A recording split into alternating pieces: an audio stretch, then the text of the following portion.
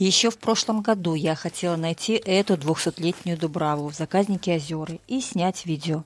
Но, видно, время тогда еще не пришло, и как ни старалась, найти не могла, хоть и ездила специально по навигатору, но не приводил он меня туда и все тут. Точно так же, как с чертовым болотом. Хотела снять все вместе с Дубравой, но навигатор водил меня по каким-то лесам и полям, где и дорог-то нет, хотя точные координаты у меня были. Вот и не верь после этого в мистику и выражение «всему свое время». В этом году, совсем недавно, я снимала экскурсию по узкоколейке и спросила у гида, где находится Дубрава в озерах. Оказалось, совсем недалеко, буквально еще километра 3 от места сбора стоянки экскурсии. Значит, так надо было. В этом плане я скорее фаталистка, чему быть, того не виновать. И вот в очередной выходной я поехала снова в озера. Дорога уже знакома, и если вы въезжаете в озера со стороны Гродно, около указателя на турбазу «Химик», надо повернуть налево и проехать еще километра 2. Когда вы окажетесь у ЖД переезда узкоколейки, именно отсюда стартуют экскурсии, то нам надо проехать по дороге дальше, за переезд, еще километра 3. И когда будете ехать, внимательно смотрите налево. Не доезжая до деревни Белое, слева будет стоять знак желтого цвета, заказник Озеры. Вот сюда мы и приехали. Все, дальше ехать нельзя. Здесь стоят таблички с информацией, внимательно ознакомьтесь и идем искать эту красоту. Здесь находится особо охраняемая природная территория, объявленная ботаническим памятником природы местного значения еще 12 февраля 2018 года. Впереди вы видите две дороги. Одна из них, которая справа, ведет к дачному поселку, как я поняла, а нам нужна левая. Вот по ней мы и пойдем. На территории заказника площадью более 7 гектаров произрастают дубы до 30 метров высотой и до 5 метров окружности. Возраст некоторых экземпляров 250 лет. Когда будете идти, внимательно смотрите на дорогу. На повороте к Дубраве есть указатели, но они очень малозаметные. Если бы меня о них не предупредили, я бы прошла мимо. Вот смотрите, как раз первый поворот, и вот как выглядят указатели. Они как бы маскируются. Мой муж вообще сказал, что на какой-то крест похоже, и не думал, что это указатель. Но это именно то. Вот смотрите, видите, такая стрелочка. Вот туда и поворачивайте. Рядом тоже будет стоять справа такой же указатель, который указывает правильное направление. Вот он. Так что смело идем до следующего указателя. Он будет метров через 200-300. Вообще, когда я стала собирать информацию о Дубраве, нашла, что у заказника очень много различных активностей, если можно так сказать. У них помимо экскурсионных маршрутов по узкоколейке есть и водные маршруты, и пешие, и сенсорная тропа, и экологическая тропа. Можно зайти на сайт заказника, и там очень много различной информации и предложений по экскурсиям. А вот обратите внимание, вот следующий указатель налево. И вот отсюда уже буквально начнете, сейчас зайдете и будете видеть дубы. То есть такой же указатель со стрелочкой. К сожалению, сливается с местностью, ну как есть. Меня предложения по экскурсиям у заказника приятно удивили. Мы все стремимся на моря, океаны, но сейчас только доехать туда, тут еще квест. А тут рядышком и сервис на уровне. Я сужу по экскурсии по узкоколейке. Там выдавали аудиоустройства, чтобы слышать гида. Все места стоянок оборудованы. А если развернуть информацию на сайте о той же сенсорной тропе, то там много интересного. Особенно детям будет полезно узнать и увидеть. Да мне бы и самой хотелось побывать. В общем, почитайте, поизучайте. И вот уже видно огромный ствол дерева, и это первый дуб, который вы встретите. Здесь, в Дубраве, дубы достигают 30 метров, то есть это больше 10-этажного дома. Но дубы могут достигать высоты 45 метров и возраста до 1000 лет.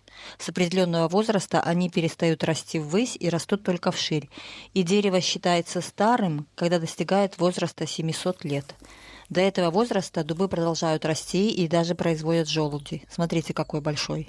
Вот у меня муж обнял, чтобы показать. Говорю, покажи хотя бы, потому что камера не передает, какой толщины дерева. Но, в общем-то, довольно-таки впечатляет. И дуб производит за свою жизнь около 10 миллионов желудей. Обычно дубовые деревья начинают производить желуди, когда им исполняется 50 лет. И только 1 из 10 тысяч желудей вырастает в дуб. Самый старый дуб в Европе растет на востоке Литвы, недалеко от поселка Стельмуш. Его и так называют – Стельмушский старик. Дендрологи определили, что ему около 2000 лет, и обхват его ствола 13 метров, а крона достигает высоты 25 метров. То есть, как я и говорила, что не всегда дубы растут ввысь, они и с определенного возраста могут расти вширь. И стельмушский дуб взят под охрану государством еще в 1960 году. На его стволе было огромное дупло, где могли разместиться несколько человек. И оно грозило гибелью дереву. Дупло тщательно очистили от трухи, и для ее вывоза потребовалось несколько рейсов самосвала. Затем все тщательно продезинфицировали и отверстия заштопали медными листами. И вот уже виднеется самый старый дуб в этой дубраве, ему 250 лет. И, к сожалению, у него есть дупло, и это, как и любая другая рана, значительно ослабляет дерево. То есть здесь надо проводить лечение, иначе его можно просто потерять. Оно расширяется, видите, растут какие-то грибы. Я пробовала посветить туда. Там тоже видно, что большая достаточно полость и много трухи, но, к сожалению, засунуть туда руку или телефон я побоялась, потому что могут быть змеи. И посмотрите, какая у дуба кора. Она похожа на какую-то кожу или шкуру дракона. Вообще дубовая кора содержит много дубильной кислоты, и поэтому идет надубление кож. А вы, например, знали, что также под дубами, образуя симбиотическую связь с их корневой системой, растут самые дорогие грибы, трюфели. И немалую роль играют дубы в производстве алкогольных напитков, которые выдерживаются в дубовых бочках, где они впитывают нотки вот этого древесного аромата. Отдельного упоминания заслуживает также пробковый дуб, из коры которого делают бутылочные пробки. Вообще в мире насчитывается 600 видов дубов, и самой дорогой разновидностью дубовой древесины считается мореный дуб, который пролежал в воде не меньше сотни лет. Также дубы, либо дубовые листья – это самый частый геральдический символ, встречающийся на гербах разных стран и городов. А еще такая интересная информация, что дуб чаще других деревьев принимает на себя удары молнии. Я ни разу не пожалела, что съездила и нашла все-таки эту дубраву. Очень рекомендую к посещению поехать и посмотреть своими глазами. Согласитесь, что такие деревья вековые не часто увидишь и встретишь. Бывает, что раз в жизни где-то в каком-то заказнике мы случайно окажемся, но вот так целенаправленно поехать и посмотреть, пока эти дубы еще стоят. Конечно, мне очень понравилось и впечатлило. В нашем городе есть только один такой старый дуб. По сведениям краеведов, ему около 400 лет. Это дуб во дворе францисканского костела, который стоит там на улице Дарвина, недалеко от моста. Стоит костел, и у них старый дуб. Вот этому дубу, по сведениям краеведов, около 400 лет. Он тоже очень большой в обхвате, гораздо больше, чем вот эти дубы.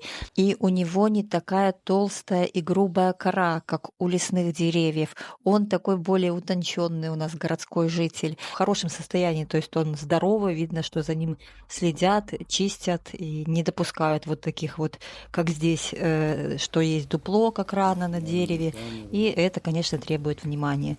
Если видео понравилось, пишите, ставьте лайки, пишите комментарии, были здесь или собираетесь, и что вы обо всем этом думаете. Мой канал для того и создан, для общения между людьми. Ну а я, как всегда, всех обнимаю. Всем пока.